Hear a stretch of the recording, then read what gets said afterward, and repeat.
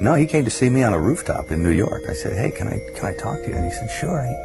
He floated in, sideways, through a crowd of people. He was wearing black. And it was like one of those old vampire movies where they don't walk, but they glide. And he was a dancer, you know, so he has he's very, you know, graceful. Yeah. And he moved sideways, and he just sat down in a chair next to me. And it kind of frightened me. And he's a very smart guy. And we started talking, and I didn't, you know, say much of anything about reading the script, nothing. I just started talking about the Middle Ages. And he began to talk tortures. And we swapped tortures, because I'd read this book on torture.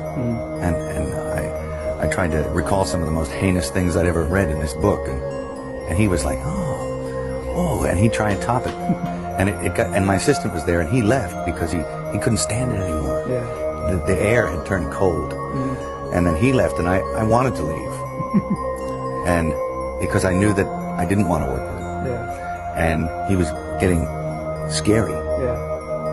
And then I turned around, and it was on top of the Peninsula Hotel.